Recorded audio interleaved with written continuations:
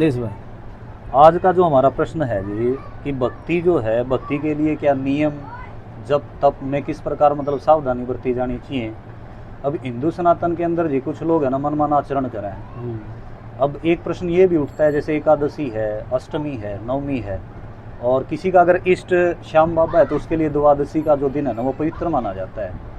तो उस दिन वो किस प्रकार का बर्ताव करे, और भक्ति को करने के लिए, भगवान को प्राप्त करने के लिए किस प्रकार नियमों को अपनाएं और किस प्रकार वो भगवान को जपे, ये हमारा प्रश्न है जी आज।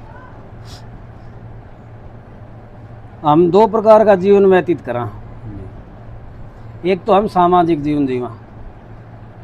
सामाजिक जीवन के लिए हमारे वेदों के अंदर जो पुराण है उनके अंदर, जो कथाएं हैं उनके अंदर वह नियम बनाया है कि अष्टमी की जिसके दुर्गा की मानता है वो अष्टमी ने पूजा करो, श्याम जी की मानता है वो अपना द्वादश न मानता करो, किसी साधु संत फकीर की हो अपना नवमी की मानता रखो। ऐसा नियम विधान हमने बना रखे है। यदि नियम नहीं रखेंगे तो जो गृहस्थी का नियम है वो भी टूटेगा, जो कुल देवता है वो नाराज होगा और इष्ट होगा वो भी नाराज होगा। नियम बड़ा ज़रूरी है। अनुशासन जहाँ नहीं है ना, वो भगत है, वो संस्था है, वो स्कूल है या कोई फैक्ट्री है, भाई जिसमें अनुशासन नहीं हो तो ख़त्म होगी। तो नियम तो हर जगह लागू होगा। और जो भगत है, भगत के लिए तो हर पल का नियम है। भगत के लिए द्वादश अष्टमी कोई महत्व नहीं रख दी। भगत का तो प्रतिदिन व्रत है और हर पल उसके लिए नियम लागू हैं। यदि वो अपना इंद्रियों को काबू में नहीं रखता और इंद्रियों के परवश होकर नाराचरण करे है तो वो अपनी लाइन तक गिर जाएगा, फिर वो भक्त नहीं रहा। संयम बड़ा ज़रूरी है और संयम के बाद नियम अपनाओ। जब तक संयम नहीं आएगा तो कोई भी नियम नहीं निभाएगा। अनेक 5 ज्ञान इंद्रिय, 5 कर्म इंद्रिय और इनके विषय मन बुद्धि चित्त और अहंकार लगे हुए हैं। 5 तत्वों से शरीर बना है। जब हम इन जीत की और थोड़ा सा संयम बरतांगे, नियम अपनावांगे, बार बार अभ्यास करांगे, तब जाकर कहीं भक्ति आओगी। आज के ज़माने में जी कुछ लोग तो है ना जी बेड के ऊपर बैठ के खाना खावा है, या फिर कुछ खाने के भी नियम होते हैं जी। अब ज़मीन में बैठ के खाना चाहिए, क्यों खाना चाहिए जी, वो किस प्रकार का मतलब उसका महत्व है। देखो, जो सैया है उस पर शयन करे है, हाँ जी, तो शयन में बुद्धि बिगड़ भी जाओ है। हाँ जी, और जो गृहस्थ व्यक्ति है वो खाट के ऊपर भोग भी करे है। हाँ जी, तो जहाँ भोग हो गया ना, वहाँ बैठ कर भोजन भजन नहीं करना चाहिए, वो अशुद्ध माना गया स्थान। इसलिए आसन जरूरी है और धरती के ऊपर आसन हो। आसन पर बैठ के गुरु का स्मरण करके 2 मिनट भगवान का भजन करेगा तो फल जाएगा भाई। मतलब भक्ति जब फड़ेगी जब हम नियमों को अपनाएंगे जी। अगर मनमाना आचरण करांगे, मनमानी इच्छा करांगे। अब एकादशी को वैसे तो पवित्र माना है, और उस दिन हम ब्रह्मचार्य का पालन नहीं करते। अब तामसिक भोजन में जिस तरह प्याज आ गया जी, लहसुन आ गया, उसने आप अवॉइड नहीं कर दे, और फिर नू सोचा कि आप एकाग्र हो जाएंगे, इंद्रियां ने जीत लेंगे या भगवान ने प्राप्त कर लेंगे जी, तो मेरे हिसाब से मुश्किल है जी। वो दम्भ माँ होगी। अच्छा, वो भगत नहीं होता, वो तो झूठा ढोंग दिखावा पाखंड कर रहा है। भाई आपने सुतरी शिक्षा दे हूँ मैं, और मैं मनमान्य आचरण करूँ हूँ। मैं अष्टमी हो, द्वादश हो या रविवार का दिन हो, मैं प्याज भी खा लूँ, मैं शराब भी पी लूँ, और आपने नो को ना भाई संयम रखो, और अपनी जीभ ने, अपनी जो आँख से, कान से, अग भाई हाथ से, त्वचा है, इसने अपना काबू में रखो, जबकि मेरी है ही नहीं, तो भगवान का घर में मेरी पुकार सुनाई नहीं होगी भाई। क्यों मैं तो झूठ का चौड़ा उड़ी बैठा हूँ, सो तो मैं गादड़ और खा लोड रहा हूँ मैं शेर की, तो मैं लगना तो बेरा है, यो गादड़ है, तो हमें डरी जाओगे कदे हमने खा जा।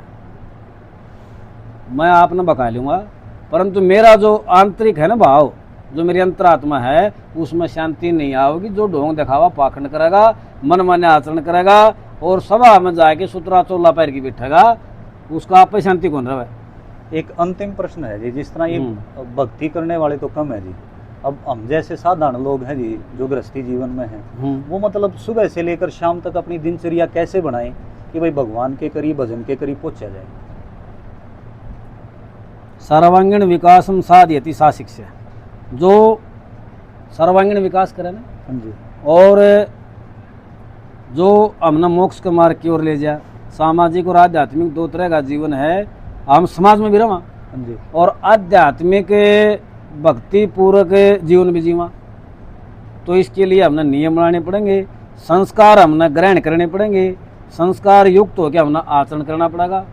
यदि हम संस्कार छोड़ देंगे तो बच्चा ने क्या शिक्षा देवाएंगे? बच्चे फिर असुर पैदा होंगे, राक्षस पैदा होंगे, वो भी तो मनमानी करेंगे।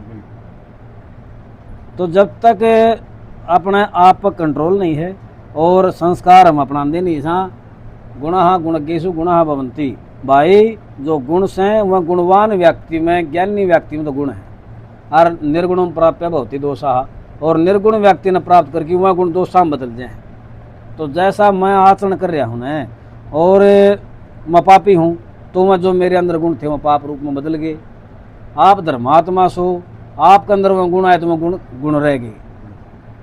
इसीलिए समाज में सामाजिक जीवन को जीते हुए व्यक्ति ने भाई अपना अंतरात्मा में जाको आत्म मंथन करो। जितना पाप कर्म भीतर में छुप रहा है, खुद ने तो बेरा है, खुद ने बेरा नपरा कर दो, शांति भी आओगी, कुल देवता प्रसन्न होगा, इष्ट प्रसन्न होगा, परमात्मा भी प्रसन्न होगा। उसका अंदर की खुशी कौन देगा? उसका जीवन में उथल पुथल को नहीं मचे, किसी का कर्या दरिया को नहीं आवे, संकट विपता को नहीं आवे। और हम अपना आत्म मंथन कर दे को नहीं, अपना बारे में विचार कर दे को नहीं। इस तक के हो जाए हम और की बुराई देखने लग जाए, कदे इसने तेरी बुराई का मेरा पाट जा, कदे मेरे तो पहले तम आड़सी मेरी बुराई गा दो तो मैं आपकी बुराई टोंगा और आपकी बुराई गाऊंगा। जब मैं आपकी बुराई गा रहा हूँ तो मेरे भीतर में तो घड़ी बुराई छुपी पड़ी है, फिर मैं देख नहीं रहा, मैं नहीं देखूंगा तो मेरा जीवन सफल को नहीं होगा। आदमी ने समाज में इज्जत बढ़ाने के लिए और भाई दूसरे की इज्जत देनी पड़ेगी। हाथ ना हाथ नहीं दो है, मैं आपने इज्जत दूंगा तो आप मैंने ज़्यादा दोगे। और यदि मैं ठीक बात कर रहा हूँ और मेरा आचरण ठीक से, तो आपने बात ही माननी पड़ेगी। और मैं बात ठीक हूँ, मेरा आचरण गलत से, तो आप मेरी बात को नहीं सुनो ही कौन, मानना तो बहुत दूर की बात है। तो कहने का मतलब ये है जी कि भक्ति के अंदर नियम भी जरूरी है जी, ब्रह्म मुहूर्त में उठना भी जरूरी है जी, भाई भोजन किस प्रकार किया जाए, जल किस प्रकार आचमन किया जाए, वो सारी व्यवस्था शास्त्रों के अनुरूप भोजन है करना है ना। हाँ जी, तो उसमें शास्त्र में लिखा है कि भाई 1/3 भूख न रखो, मतलब पूरा इतना पेट भोजन भर के करो, नहीं खाना। पूरा पेट भर का भोजन ना करो, उससे बुद्धि को नहीं बिगड़े, अड़कस को नहीं आवे, और काम जो करोगे वो नीत तक रह जाएगा, वो काम बनेगा। बहुत बहुत धन्यवाद जी आपका, जो मतलब बताया कि भक्ति के अंदर है ना नियम का कितना महत्व है जी। जय श्री कृष्ण, जय श्री राम।